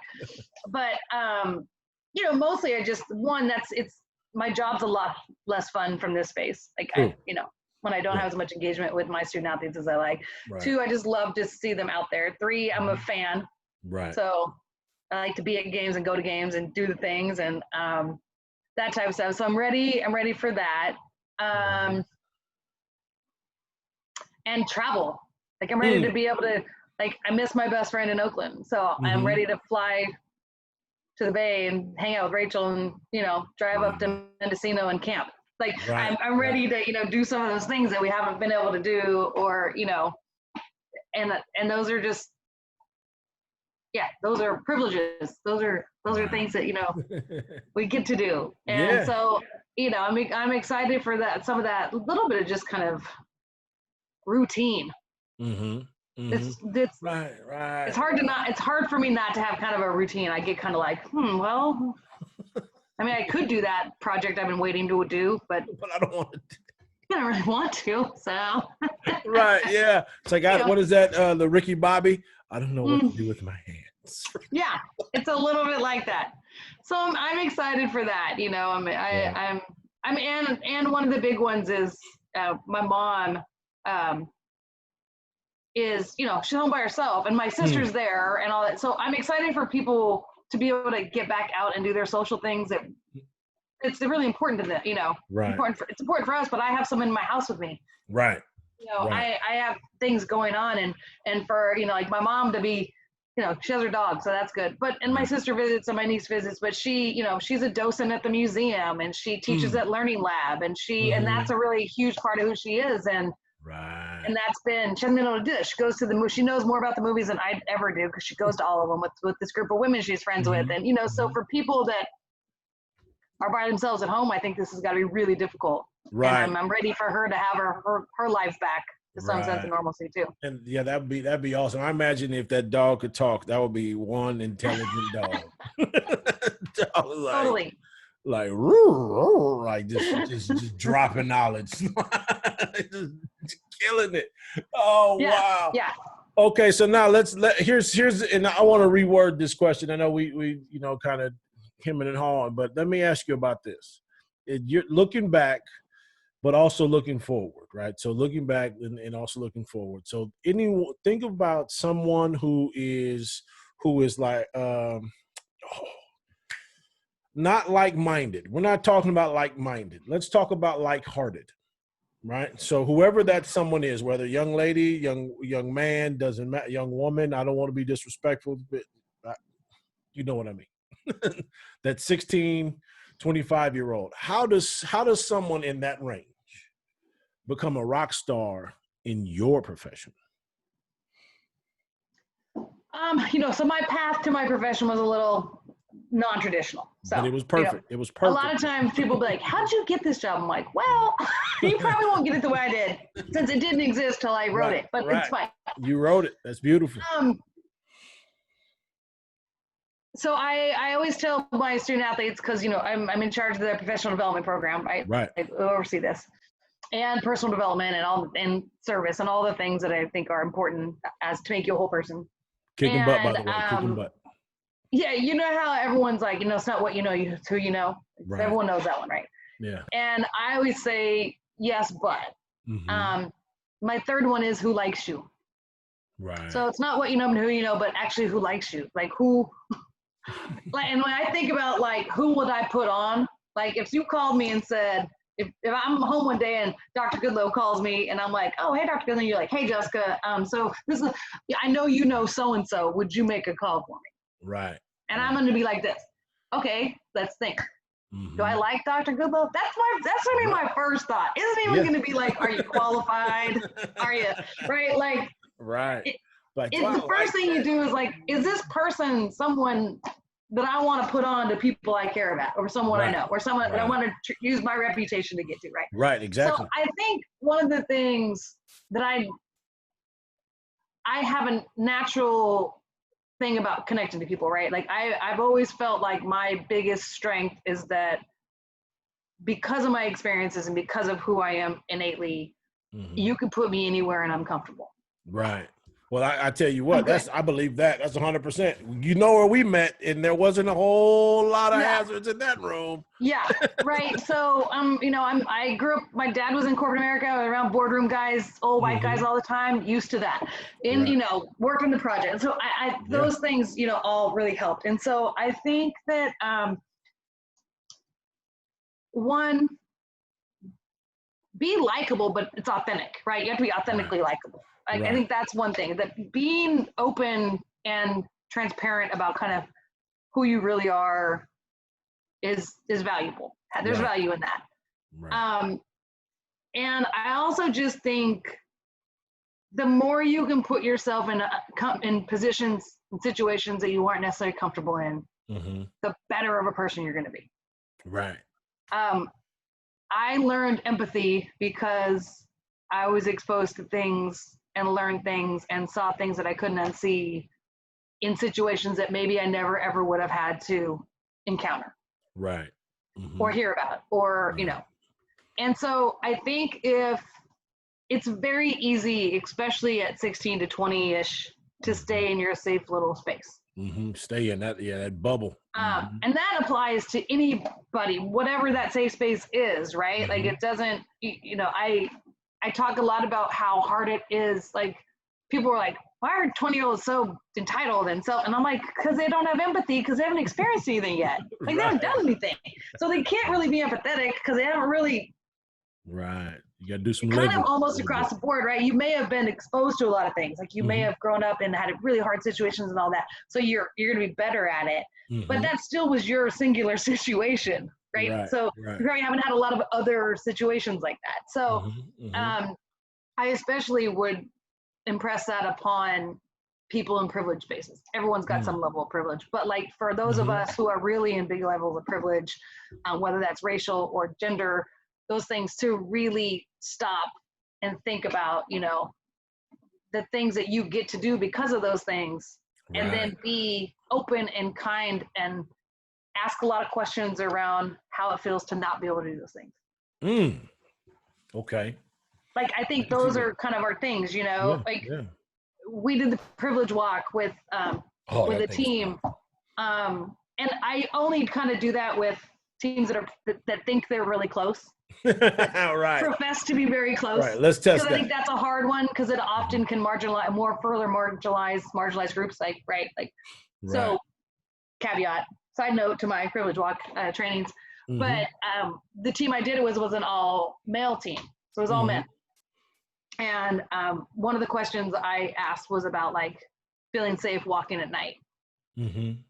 Right. And so even bringing, you know, those types of situations in where you're like, and all the guys were like, yeah, take a step forward. And so when we do the debrief, I'm like, now if you'd had women in here, the likelihood is almost every time I've seen it, the women take a step back. So let's talk about that. Or, you know, sexual assault issues, or, you know, like things that you often, like as a man, don't think about. Because you don't have to. Right. So I think the more you can understand those things and ask questions and be curious and in very respectful ways, you know, and surround yourself with people that didn't have your experience. You will go so much further. And if you don't just take my word for it, like all the data, right? All the data shows that workplaces that have people that have had very different experiences function at such a higher level than workplaces that don't. Like this is not me making this up. This is just clipping. You know, absolutely. Yeah. So I think that's what I would really impress upon that age group. Right. Yeah. That I think you're absolutely right, because I know that, and it would seem almost like a seamless idea for them, especially given the way that social media is used. But I think that could also be a misconception that's you know, the way to do it, because just because you tweet or direct message someone on occasion, or, you know, the likes and all that, that doesn't really mean that you've connected. So that I think you're absolutely spot on with that. And then that also leads me to the next question, which is our essential question with the Behind the Whistle Ancestor Architect podcast. I like the radio voice. Thank you. Yeah, I've been practicing. So how do you build great ancestors? And I think that you've already laid some of that out, but just in a direct, if you just had to give like a elevator speech, or you could talk for an hour if you want, I'm good. I could sit here and listen to you all day. How do you build great ancestors? Because I know, and let me say this before you answer the question, you are doing a phenomenal job at TCU. Phenomenal. Absolutely phenomenal. And we appreciate every chance we get to meet every student athlete that you brought to the Black Student Athlete Summit. We've harassed all of them. Hollins just graduated. I talked his Shout ear out off. Kelton Hollins. Yeah, Getting his master's now, staying to get his master's. That's right. He's an offensive lineman. He's a superstar. He's staying to get the masters. I talked his ear off. And who was the other brother I talked? Was that Montreal? Yeah, Montreal from Keller Ridge, Fossil Ridge, right? See, he probably thought I didn't Montreal remember. Wilson. Shout out Montreal. That's right. Shout out to them. So I want to just say, before you answer this question, this lady does this, people. So anybody listening, this is not something we ask this to everyone because that's what the purpose of the podcast is. But I just want to tell you thank you before you get started, so I can tell you thank you after you finish. I think so. There's a quote on the wall in my department that I had put up that is a Wes Moore quote. So Wes Moore came to speak. He was our summer reading one year, and then he came to speak. And as he was speaking, like I literally was like typing quotes like the whole time because the man says these profound things all the time. But one of the things he said was, "When it's time for you to leave, make sure it matters you're even here." Yeah. So I'll say it one more time. When it's time for you to leave, make sure it mattered you were even here. And I kept thinking about it, and then finally I was redoing the space. I'm like, I'm gonna put that on the wall. And it's under our service area wall, right? But I think about like that's such a either narrow or really broad quote, right? Like what does that even mean? Like here, where's here? Here is here, here is here, here's there, like wherever here is, right? And so I think that one of the things that makes me feel like I'm building great ancestors, right? And I'm doing that is that Brett finishes the podcast and immediately calls me. It's like, you got to listen. And that's awesome. And that the way Brett talked about me. And it's about 2 weeks ago, one of my former student workers who has a PR company now, she was on a podcast and she called me and was like, you got to do the podcast. Of course, I shout out Mama J. And so, and them talking about like the influence and the things. And then, and just those moments, I had one of my former football players who's in the league now called me the other day and was like, hey, Miss Jessica. I'm like, hey, what's up? And he's like, I have a question. I don't really know where to go, but I know I know I can always call you. I'm like, he's like, we wanted to buy some real estate around TCU, and I don't know real estate. I don't do real estate. I don't know real estate. But what I know is that he trusts me. Right. Boom. Right.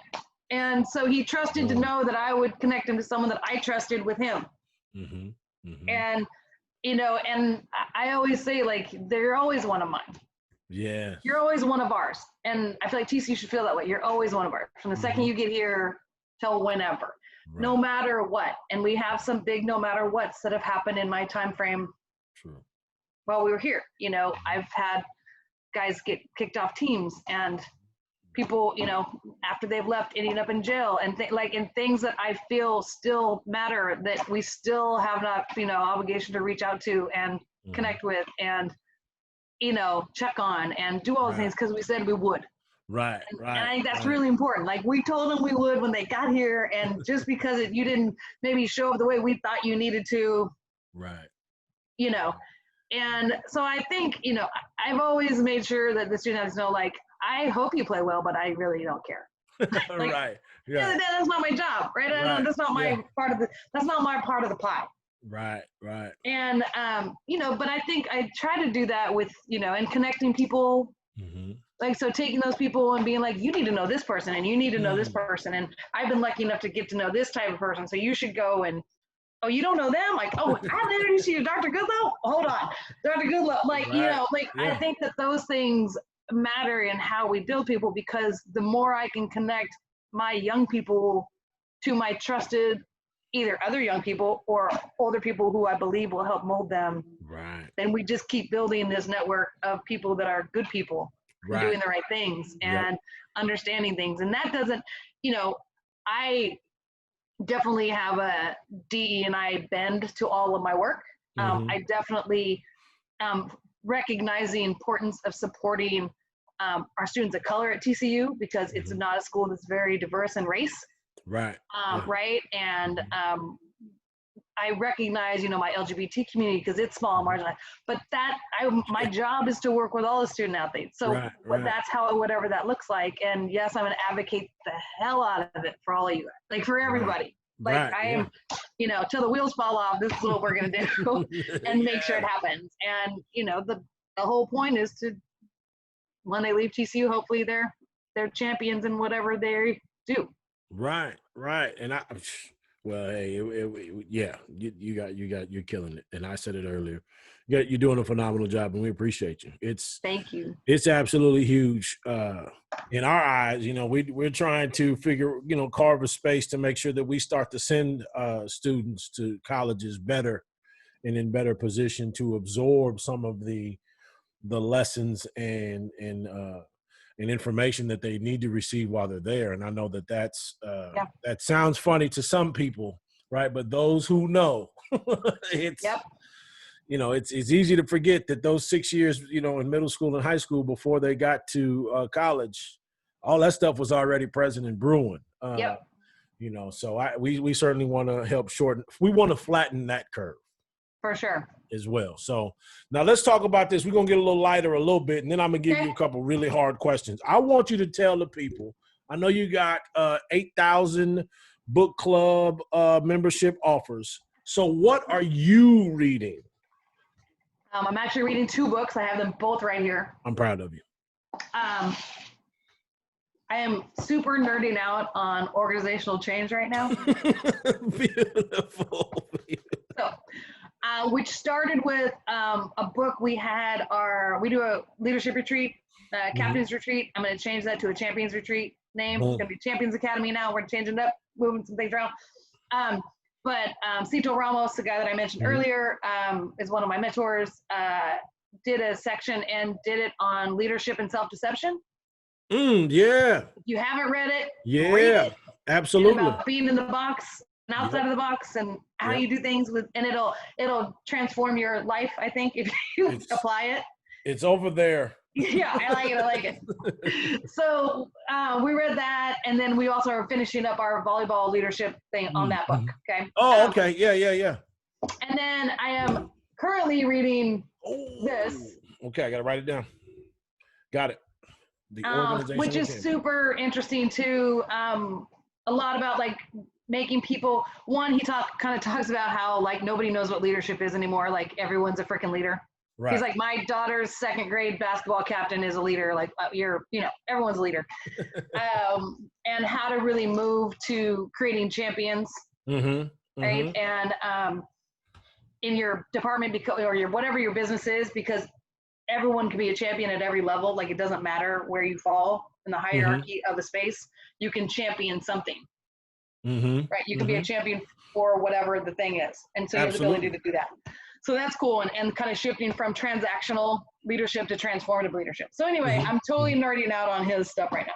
I like it. I'm getting it. And then I am rereading Nickel Boys. Nickel Boys. I don't think I've ever heard of that. Come on, talk to me. So Colson Whitehead, you know this name?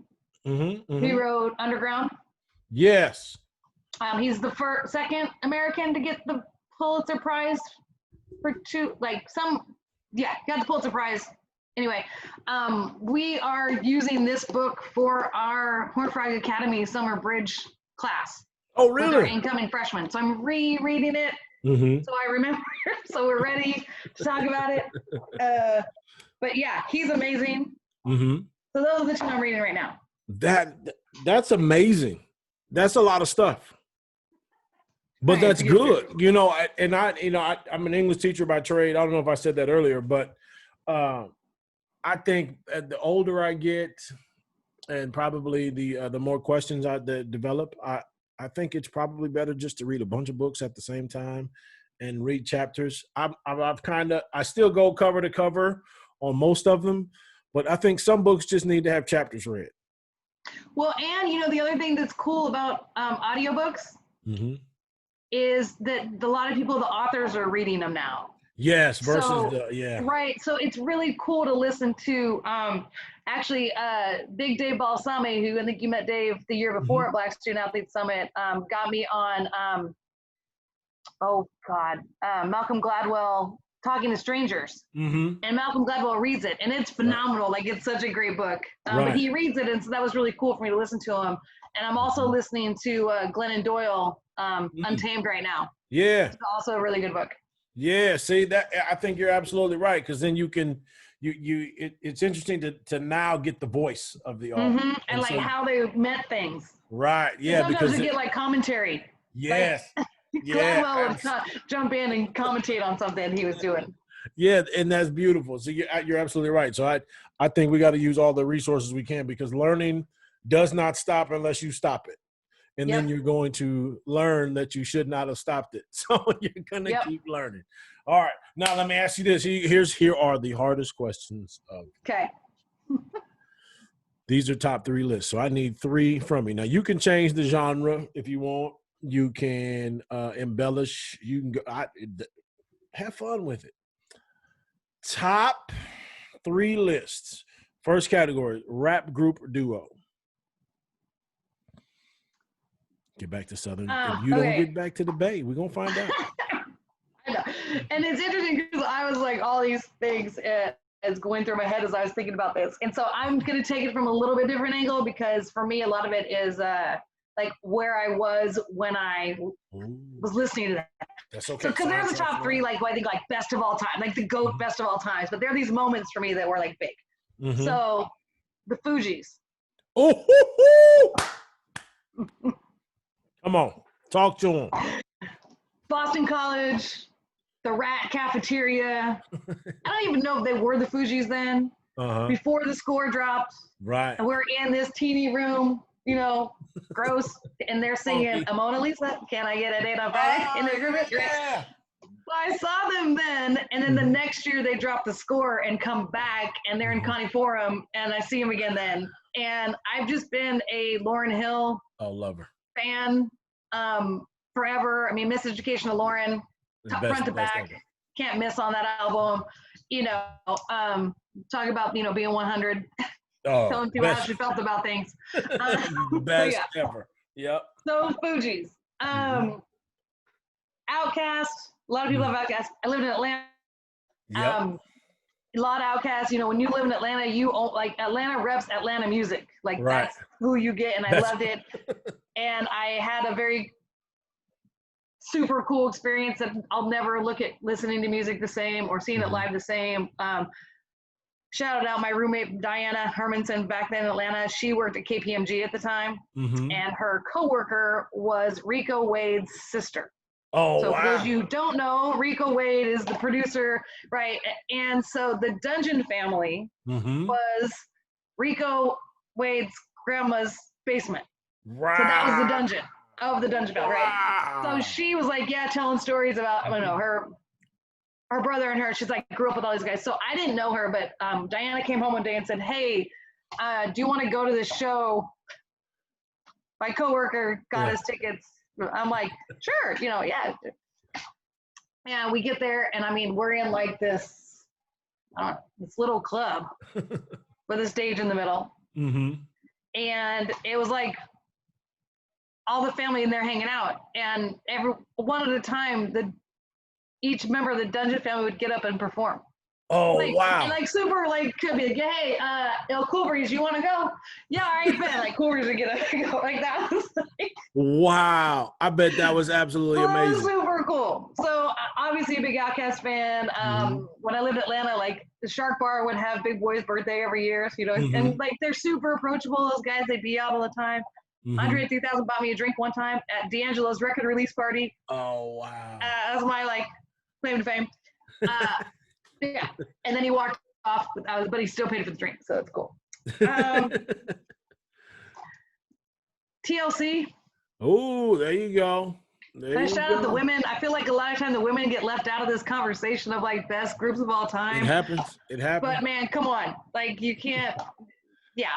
You got TLC, Left Eye. I mean, like, I wanted to look like Left Eye. Like, that's who I wanted to be my whole life. Ain't nothing wrong with that. I know. And so that was 3, but I'm going to throw 2 more in because I have to. Well, go ahead, please. Yes. Eric B. and Rakim. Don't sweat the technique. and the everlasting, ongoing roots. See, that's what I'm talking about. They eat Quest. Black. You can't go wrong with that. Yeah. You So can't go I wrong had to with do top 5 because I couldn't do it. I couldn't do a top 3.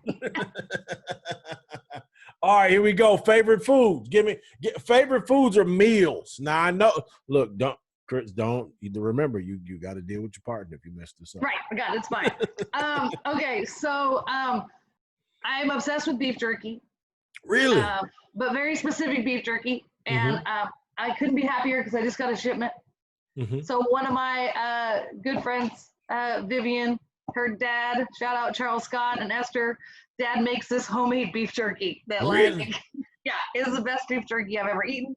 Wow. And I did like a smoke signal COVID beef jerky steak, and then I got a package of beef jerky the other day. Oh, wow. So That's funny. shout that out for making that happen for me. So I don't, whatever that was. It's delicious. It's my fave. I am from Boise, Idaho. French fries, like almost anything potato, but fries, man. I can eat fries every day. Really? Damn French fries. Give me some fries. Them potato people. Yeah. And then from like a meal, like you can't, there's 2 things you cannot beat for me. A sea bass cooked perfectly. Okay. With like steamed spinach or something in a starch, or a fillet cooked perfectly medium rare with great sides. Like just those are just things to me that are like mouth-wateringly delicious. Now are we eating mashed potatoes with that fillet? Oh yes, always. Okay. Usually mashed potatoes usually the starch with.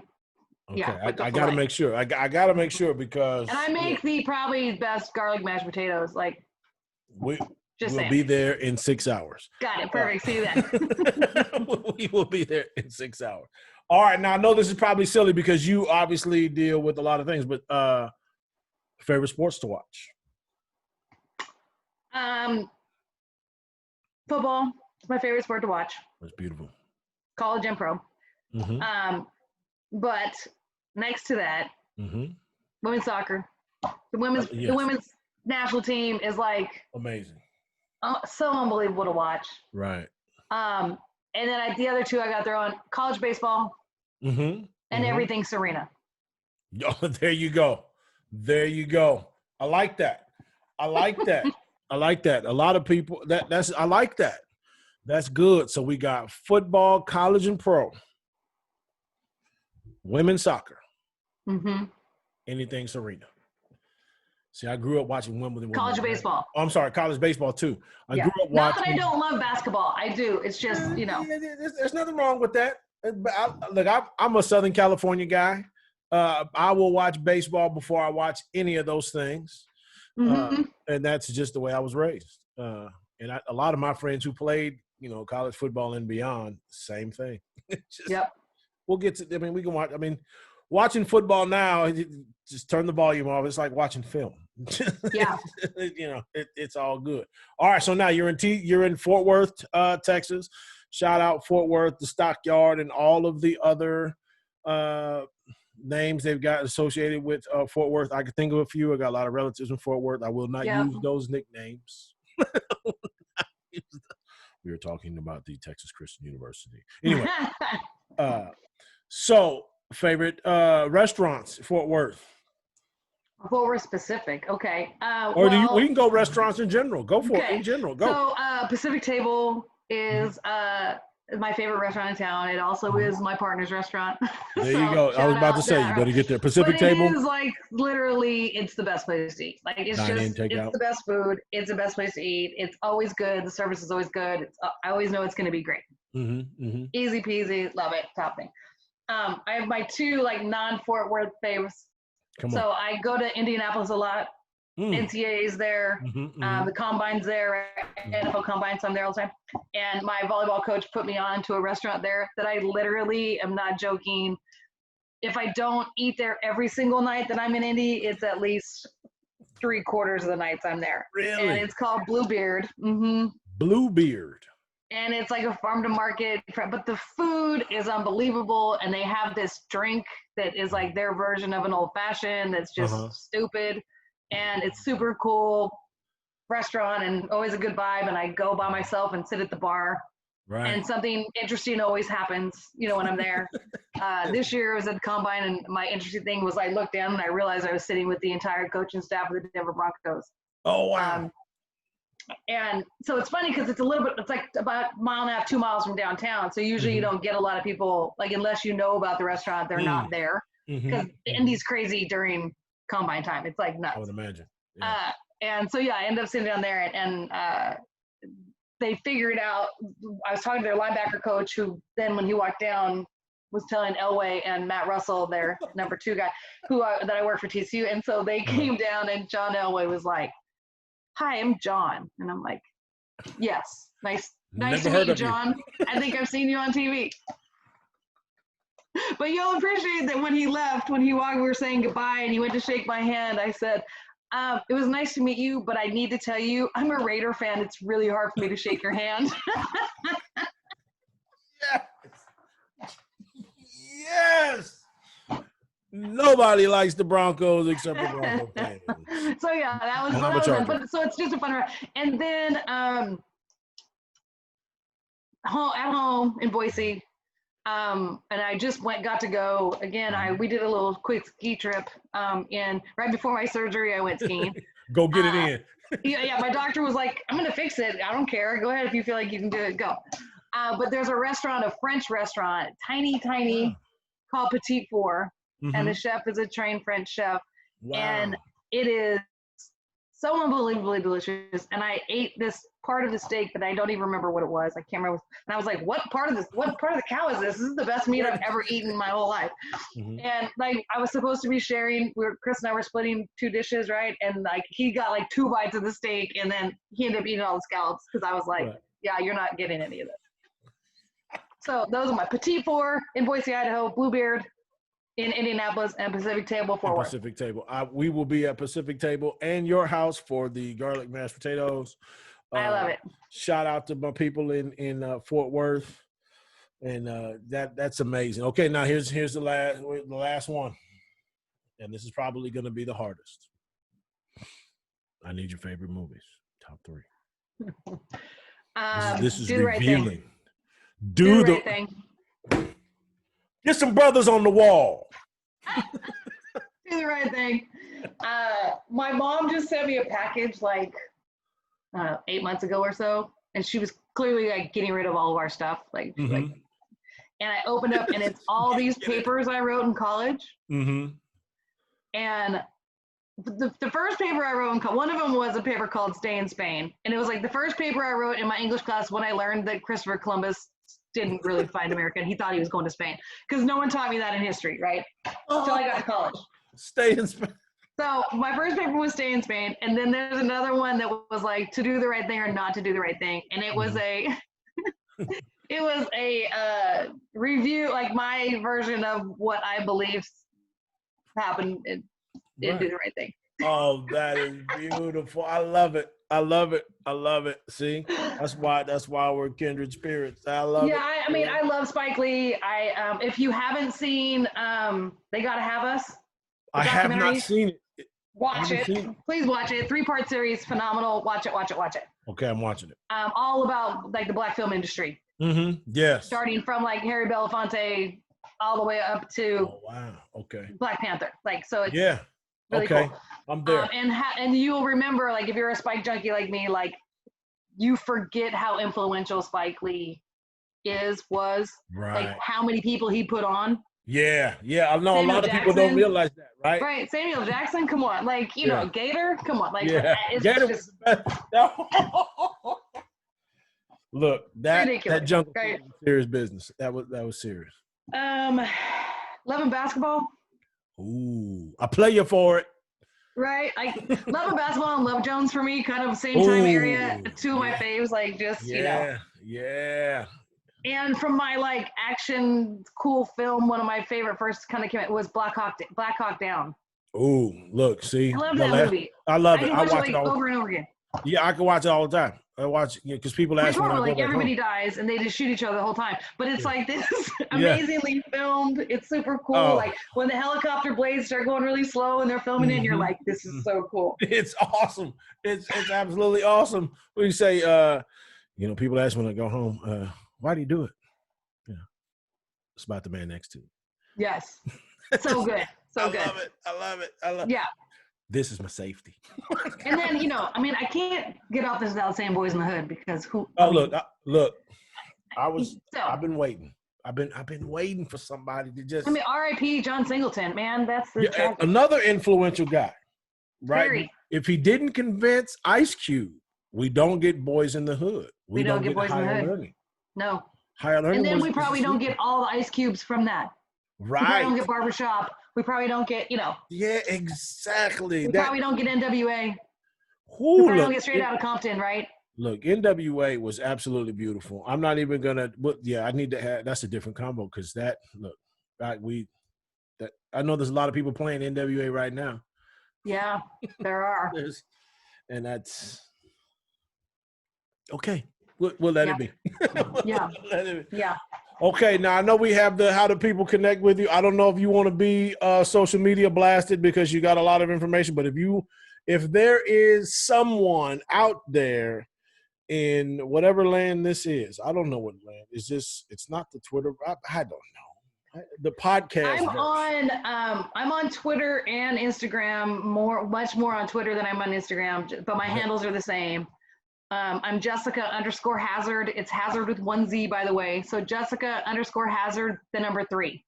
Hazard, the number 3. Look, just all you got to do is remember you need to use caution when you post this later. And if you want to work harder to find me, my email's public because it's on the TCU website. That's right. Don't tell them. Don't tell them. They got to find them. You got to find her. You can find it that way and go from that. Yes. If you can navigate the website to find the email that is public information, then email me. Yeah. Then you send her an email. It'll be filtered. I think they're all redirected to come to me, and I'm extending all of those. Well, Jessica, I'm gonna tell you what. This has absolutely been fantastic. I have one for you though. Okay. Before we go, please. Because I have right. These rotate, but I have 2 quotes. Mm-hmm. Please. I'm big on. So I'm gonna ask you you to give me a couple too. But these are my ones I've one I love. This young man one day was 20 something and he was serving us where he was like, oh, I'm leaving to go to New York. Mm-hmm, cool. I really want to act. I'm moving to New York. Right. Sweet. That's awesome.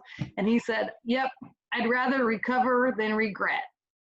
Oh. And that has been so profound to me forever. Yeah. So yes. So I share that with people.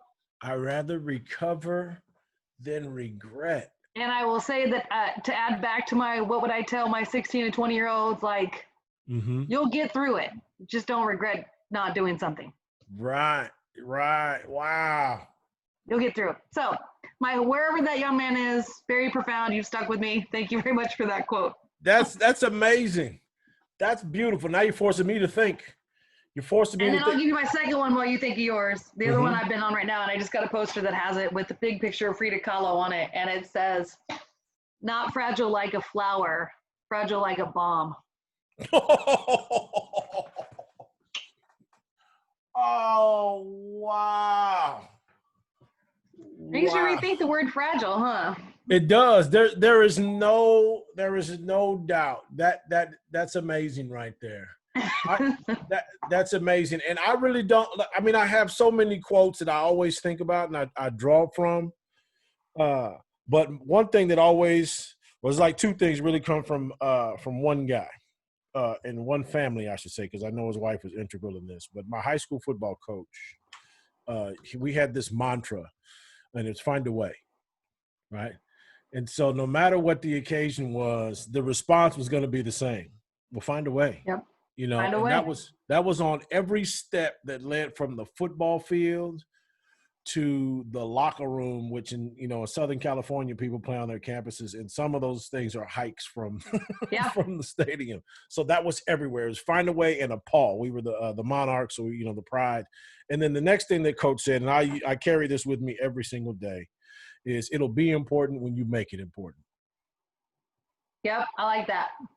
And that was it. And that's Ed Carberry. He's the head coach at Southwestern College in Chula Vista, California, which is a part of San Diego. And hopefully I'll have he and his wife on here in the next week or so. And I've promised to not cry half of the at least recording. half the time. But I mean, it's been a mighty long journey. But it's people. We all need allies and conspirators, and we need cheerleaders. And we need, butt whoopings along the way and everything else. And so this has been an absolute pleasure. And I hope me as well. Yeah, I hope you had a great time. I had so much fun. I'm telling you, and we're gonna do it again. I'm trying to get my wife to come do one of these things, but she's like, no, she'd be amazing. That's what I say. But I think because now that she's a webinar star, she's got a webinar. So, us lowly podcast people over here.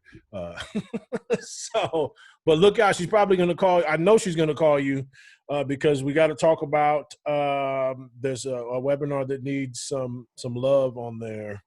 Okay. Working with Haley Eckerman right now and Think Outside the Box on the webinar series they're doing. Next week, we've got some Olympians. Well, I'm telling you, that's probably why she didn't talk to me. I get to talk to the behind the scenes people. She gets, she's out there with the talent, and the faces of the franchise, but certainly, anyway, but seriously, I want y'all to remember that this is one of the best people on the planet. And you need to know that not all journeys have to be cookie cutter. You can go be awesome in the best way you can. You can be in Atlanta, in Oakland, in Frisco, right? Yeah. In Boise, Idaho. That's the cleanest city in America. I'm telling y'all. You could probably eat off the street. Right? It's clean. I remember we went there one time for an arena football game. Mm-hmm. The cleanest place I've ever been. And then I'm not even going to tell you how rude those people were during the game, but I appreciated them for being rude. It's a beautiful place, man. It really is. It's absolutely beautiful. I told my wife we're going to go because my aunt lives in Butte, Montana. Oh, yeah. Butte's amazing.